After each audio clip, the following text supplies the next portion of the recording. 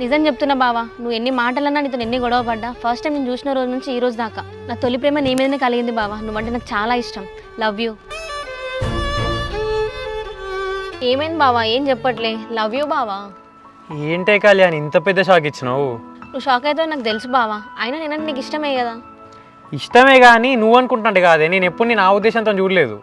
ఇష్టమే కదా, అయితే నా ప్రేమ ఒప్పుకో. మా అక్క మా బావని ఎంత హ్యాపీగా చూసుకుంటుందో నేను నిన్ను అంతకంటే ఎక్కువ చూసుకుంటా బావా. ఆగే, నేను కూడా నీతో ఎప్పటి నుంచో ఒక విషయం చెప్తా అంటున్నా కదా, అదేంటో కాదే, నేను కూడా ఒక అమ్మాయిని లవ్ చేస్తున్నా. ఇందాక కిందికి వచ్చినప్పుడు నేను ఇంత హ్యాపీగా ఉన్నాను ఎందుకు అని అడిగినావు కదనే, ఎందుకు అనుకుంటున్నావు? ఆ పిల్ల నా లవ్ యాక్సెప్ట్ చేసింది కాబట్టి. ఏంటి బావా, నువ్వు వేరే అమ్మాయిని లవ్ చేస్తున్నావా?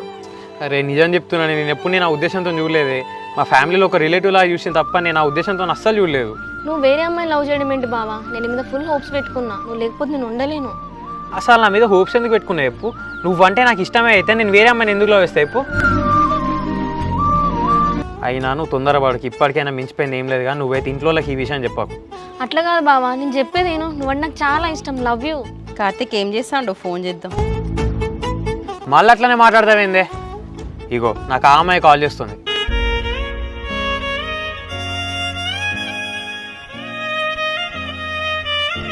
హలో. పిల్లగా ఏం చేస్తాను?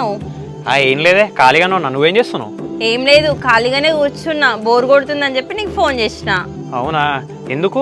ఇంట్లో మీ అమ్మ కానీ మీ అన్న కానీ ఎవరు లేరా? మా అమ్మ ఏమో పరదలు కుట్టుకుంటాంది, మా అన్న ఏమో కలెక్షన్కి వెళ్ళిండు ఇందాకే. అవునే, మీ అన్న కలెక్షన్ జాబ్ మానేసి కార్ తీసుకుంటా అన్నాడు కదా, ఏమైంది మరి? తీసుకుందామని అనుకుంటున్నాం కానీ ఇంకేం సెట్ కాలే. ఓకేలే కానీ రేపు కాలేజ్కి వస్తున్నావా? రావాలనా? వస్తున్నా, నువ్వు కూడా రా, నన్ను కాలేజ్లో డ్రాప్ చేయవా? ఓకేనే వస్తా. ఇంకా చెప్పు. ఇంకేముంది, నువ్వే చెప్పాలి.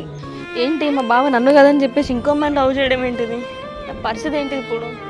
ఇక కార్తీక్, కావ్య, కళ్యాణి ఈ ముగ్గురి తొలి ప్రేమ ఎలా ది పెయిన్ఫుల్ లవ్ స్టోరీలా మారిందో చూద్దాం.